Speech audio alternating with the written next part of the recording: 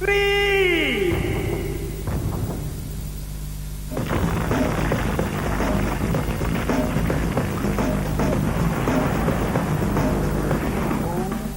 If you could do it, you'd be doing it.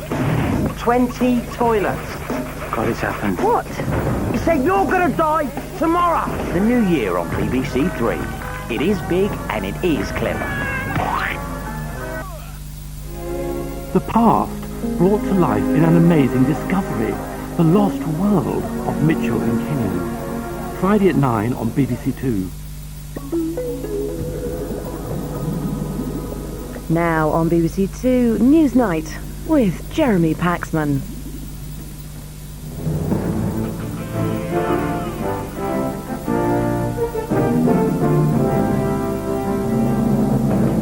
Tonight, the Conservatives promised £4 billion in tax cuts. The government says their sums are nonsense.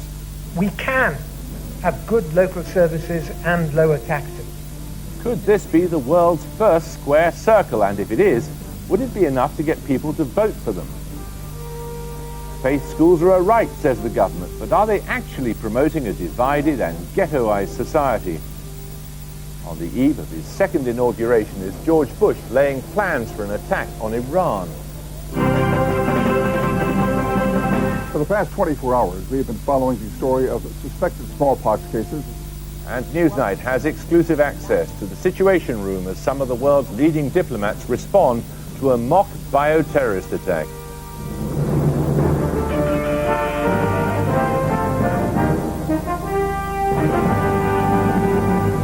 Well, it started. The government is taking too much of our money, it's wasting too much of what it takes, and if we had a Conservative government, they'd take less, waste less, and yet somehow spend more in some areas. The first battle of the campaign for the undeclared election is about, what else, the economy's stupid. The Conservatives laid out plans which they think can woo the voters. Unfortunately, they proved unable to woo one of their own MPs, Robert Jackson, who was paraded around Westminster being kissed by Labour's chief whip. Martha Carney reports.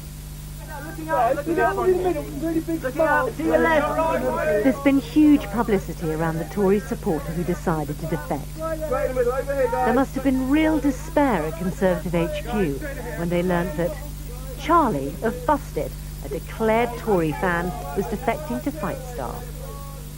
Equalled only by the news of Robert Jackson's move to Labour, which overshadowed the day's economic launch.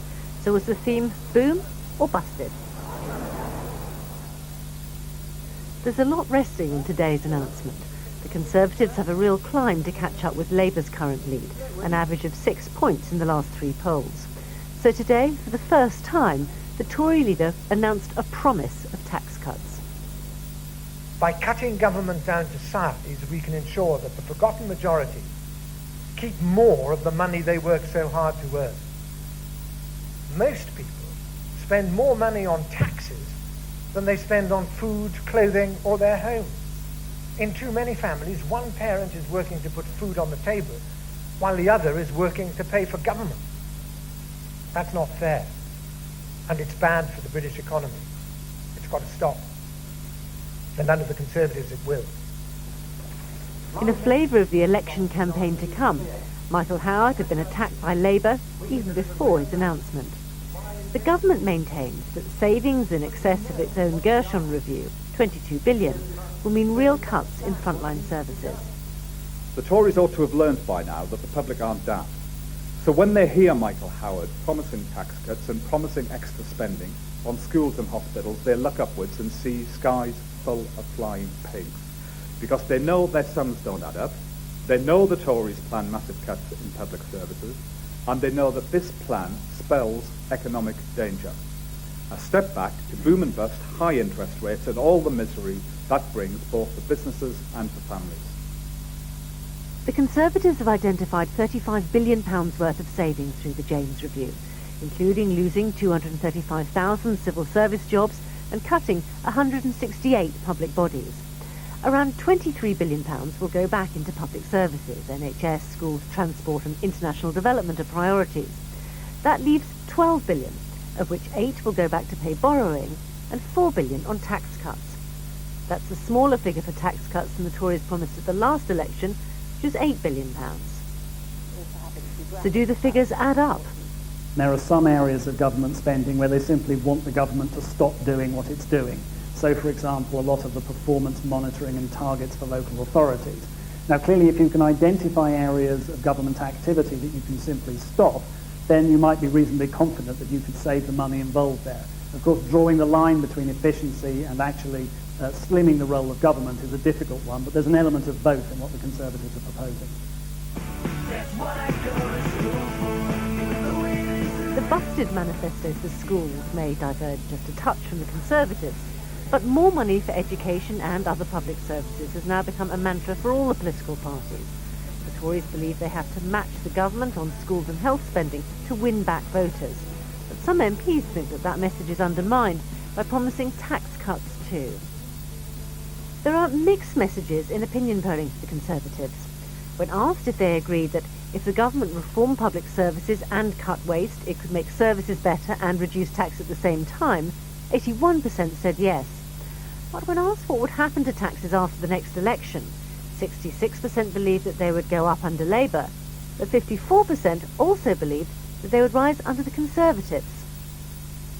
A point I raised with the Tory leader today. Does it really matter what you're promising if people don't trust you? Well, I think that, and I hope certainly, but I believe also that people are going to look at these things rather closely as we approach the election. And I think if anybody really looks at the evidence, it's crystal clear. You don't have to take it from me. If you look at what the Independent Institute of Fiscal Studies have said today, they've said that if there is a Labour or a Liberal Democrat Chancellor after the election, taxes would probably have to go up. If there is a Conservative Chancellor after the election, taxes will be cut. There is a very clear difference between the parties and a very clear choice.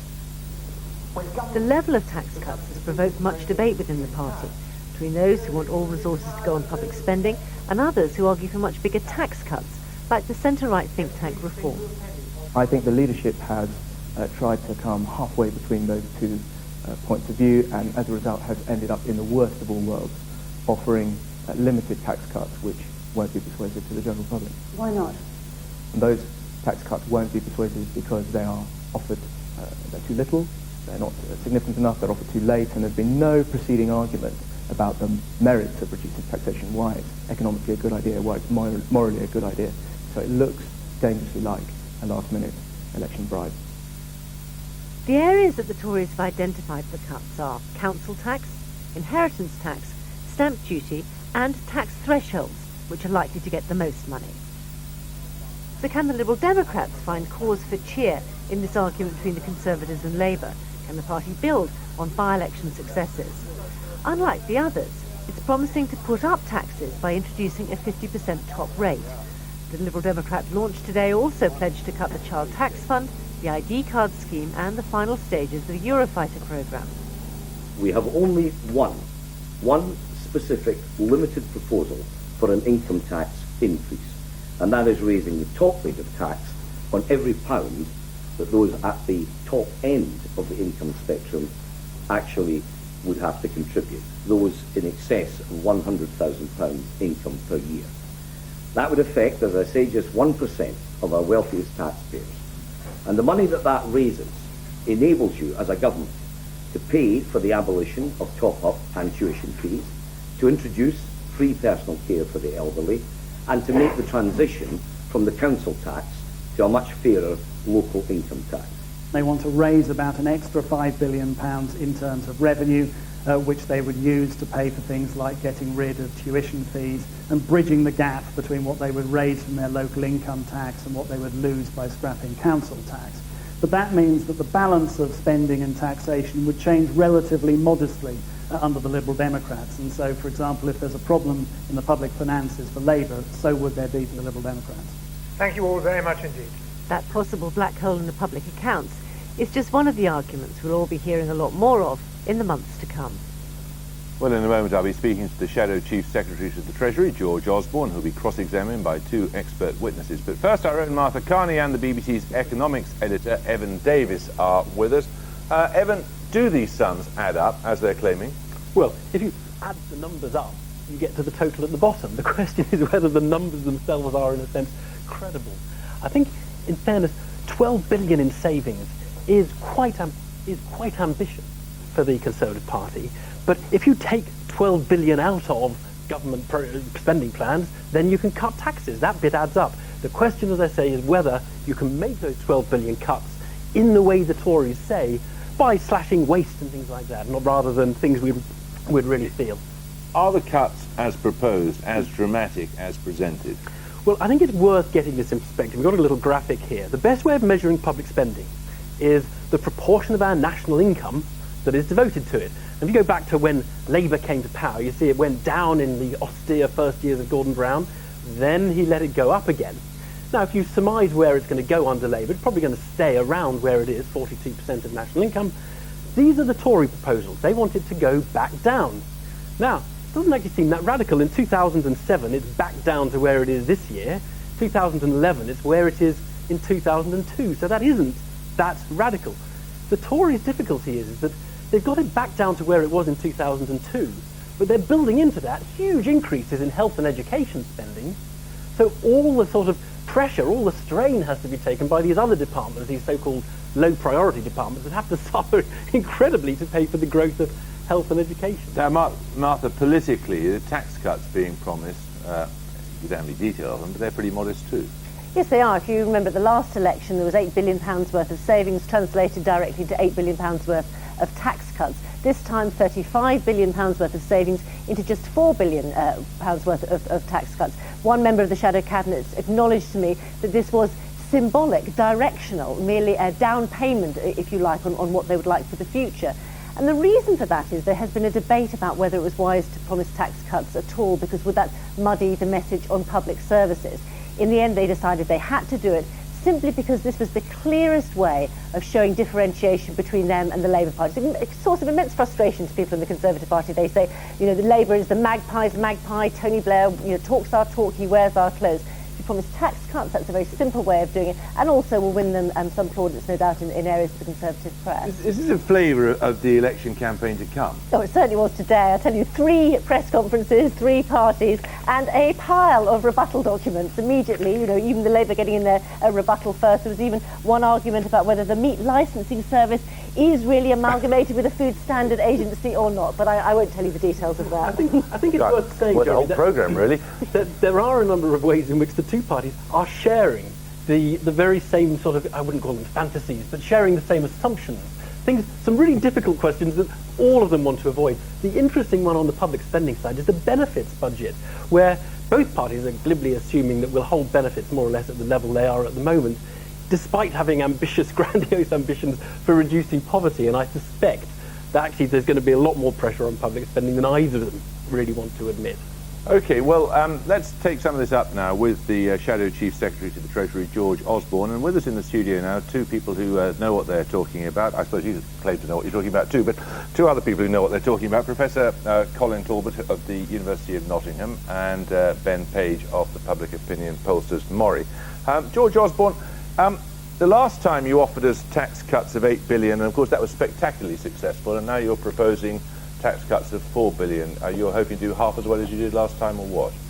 No, we're hoping to offer people a real choice at the general election. Do they want lower taxes and value for money under the Conservatives, or do they want higher taxes, which every independent commentator say is coming if Labour is elected, and more waste? And that's the choice we offer. And I'll tell you the difference between the last election and this one is twofold. One is I think our sums are credible. There's a huge amount of work that's gone into them. This is not something we've just done on the back of an envelope. And the second point is people are looking for an alternative. And I don't think they were looking for an alternative to Tony Blair 4 years ago. So you will take it that if you lose the next election, people don't want tax cuts and better public services, will you? Well, we're fighting to win that election, and I think what we've done today brings us a step closer to that by giving people a real choice. And, you know, for all the arguments we've had today, for all the arguments, and Martha produced the documents just now, for all the rebuttals about whether the sums add up, what we're trying to offer people in an apathetic political world is a choice. Do you want higher taxes under Labour or lower taxes under the Conservatives? You talk about it being a clear choice, and Michael Howard says this is the fundamental difference between your party and the Labour Party, and yet when it comes down to it, as Evan has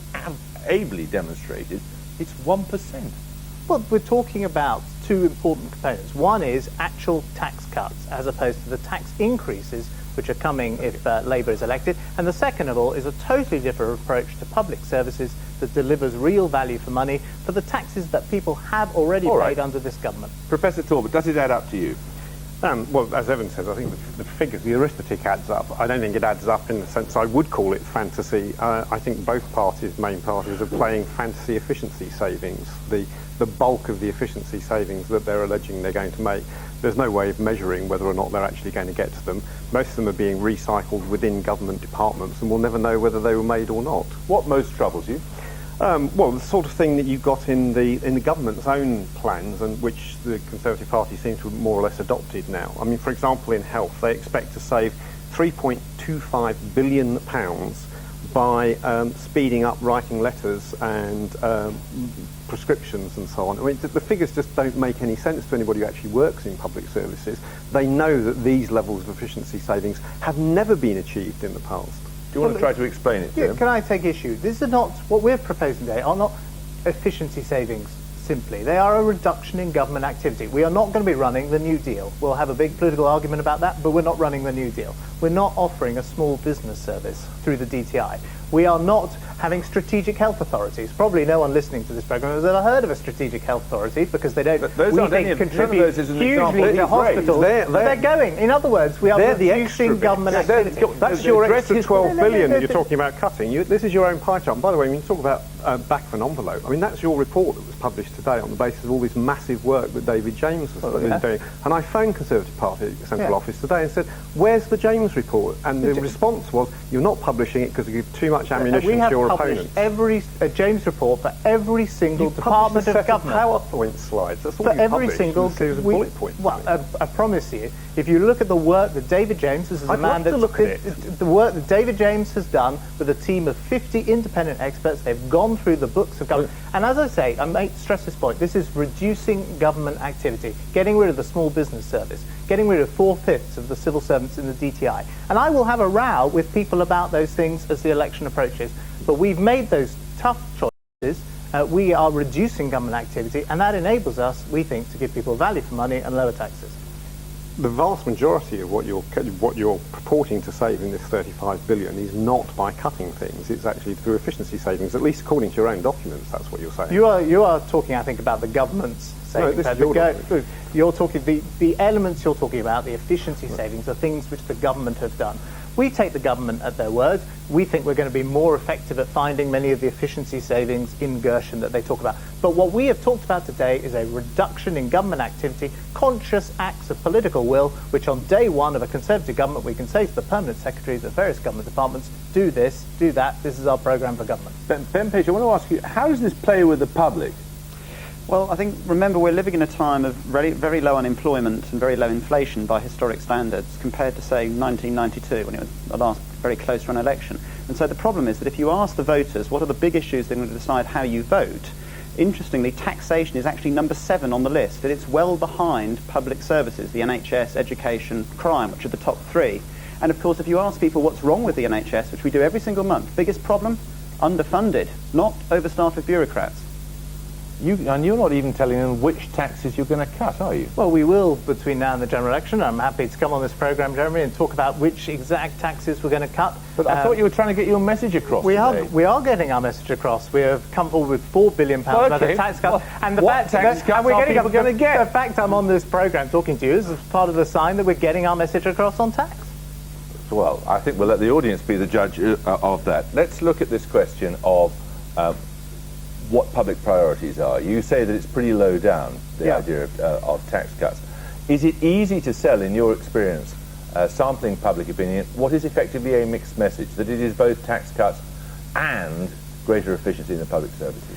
I think it's difficult because, everybody wants to pay less tax, but they also want high standards of public service. And what the Conservatives have to do is explain precisely how they're going to be able to achieve that. If you look at the evidence, unfortunately, at the moment, for the Conservatives, more people believe that actually tax cuts will probably damage public services rather than just leave them with pounds and pounds in their pocket. Do people understand what the Tories stand for?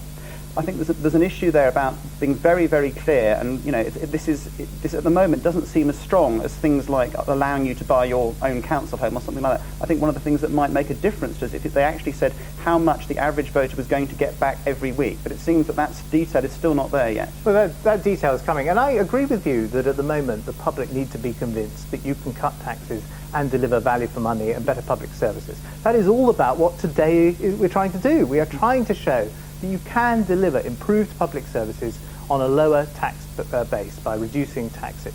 And there are many countries around the world where this is achieved. This is not rocket science, but it does require a real act of political will, and I think today we've shown we've got the appetite for it. I mean, the trouble is, the huge challenge you've got is that people still say that the NHS is the biggest issue in how they'll vote, and of course the Conservatives have never ever been seen as a better party than Labour on the NHS.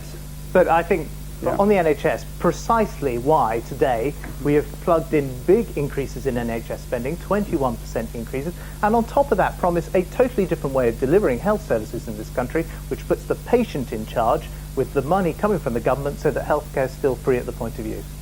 Is there any possibility of a party coming back when it's this far behind? By historic standards, no. At the moment, if the Conservatives are going to be forming the next administration, they ought to be about 10 or 12 points ahead of Labour. And obviously they're currently 3, 5, 6 or more points behind.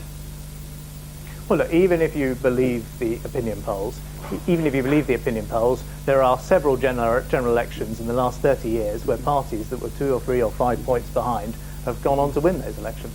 I remember 1992. I wasn't born in 1970, but I read in the history books that happened then too. I think that might happen if you had some big political issues at stake here. But one of the things I find curious about this is that the level of political rhetoric seems to be in inverse proportion to the level of difference in actual spending figures. I mean, Evan was absolutely right. Average spending in the UK on the public sector over the last 40 years averages out at 43%, and both parties are hovering around that sort of number. Not different enough. Absolutely. Well, consensus there at least. I think you better come back when you're going to tell us what precisely you're going to do with our taxes. Let's book the date in the diary. I will look forward to that. Thank you very much. Now, so-called faith schools, which the government has done so much to encourage, are endangering the national cohesiveness of British society. The head of the country's schools watchdog, Ofsted, said today that independent Muslim schools in particular must change the way they teach. Too many of their pupils are emerging ignorant of how other communities live. Predictable howls of outrage from some quarters. Our new culture correspondent, Stephen Smith, reports. Monday afternoon at the Al-Khair Faith School in Croydon, and these 14-year-olds are studying one of the hallowed writings of their country. Shall sleep no more. No, it's not the Quran, it's Shakespeare. Macbeth. Shall sleep no more. Well, you don't get a lot more British, or at least Scottish, than Macbeth. But while these pupils grapple with the bard, the toil and trouble in educational circles today is all about citizenship. Specifically, how well do some schools equip our youngsters for their role in wider society. When they do the scenes of the aside, this independent, fee-paying school, which is less than 2 years old, has been passed by Ofsted inspectors. When he's not teaching the classics, Asim Qureshi is also responsible for the citizenship syllabus. What does it mean to be British? How can you define a British person from a non-British person? What are the factors that involve it? Can you be even Muslim and British at the same time? It's quite a common question. It's just understanding that they have a nationality as well as a religion. So how do they resolve that? And we try to help them come to terms with that. Are young people interested in politics? But David Bell, the Chief Inspector of Schools in East London today, says he's worried about the teaching of citizenship, particularly in faith-based schools. What Mr. Bell found was that a quarter of citizenship classes were unsatisfactory. In fact, it was the worst taught subject in secondary schools. Britain's diversity has the potential to be one of its greatest strengths, but diverse does not mean completely different, and it certainly must not mean segregated or separate. Religious segregation in schools, for example, must not put our coherence at risk. The extreme discipline towards your parents, that you respect them so much that you don't even look into their eyes. The pupils of Al-Khair School in Croydon learn how to respect mum and dad, a according to the teachings of Islam. The staff would say this is an element of citizenship, but part of the problem is not everyone agrees on the meaning of that term. So just what is citizenship education? Well, according to the Department for Education, the aim is to help your child understand what being a citizen involves, why it is important to them as individuals, to society, and about the importance of being involved. So how involved are the pupils of Al-Kahir in British life? Do you know any players in the England football team? Yeah. Go on. When you mean Alan Smith, Frank Lampard, Bill Cole, David James, Henry Castle, Campbell. Parents who've chosen a faith-based school like this know what they want from the classes, and citizenship isn't top of the list. The values of Islam, I think, are the best values as a good citizen. I'm still not sure what to be a citizen of Britain means. The Chief Inspector's reservations about faith schools are shared by some observers.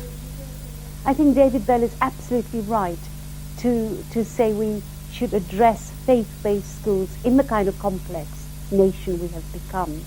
He was wrong, however, to emphasize the Muslim school problem, because that immediately antagonizes groups of people. Citizenship, boosted at ceremonies like this, as well as in the classroom, has been central to government thinking on how to build an inclusive society. But Mr. Bell's predecessor is highly sceptical. I conclude that citizenship really it's a toxic mix of New Age mysticism and political correctness that is not teaching young people much, if anything, about the British Constitution or the British way of life. But at Al-Kahir, staff say they are teaching pupils about British culture. They add that parents would sooner educate their children abroad than in the state sector. Its record on citizenship classes, by the way, is less than exemplary, as Mr. Bell himself concedes. So earlier I spoke to the Chief Inspector himself, David Bell, and I asked him what he was troubled by. Well, it's absolutely right that parents can choose to pay for an independent faith education. I'm concerned that that faith education becomes too narrowly focused, and youngsters who attend such schools don't have an awareness, at least an awareness of other faiths, or an understanding of what it is that they'll be required to do as British citizens when they leave school. Can you give us an example?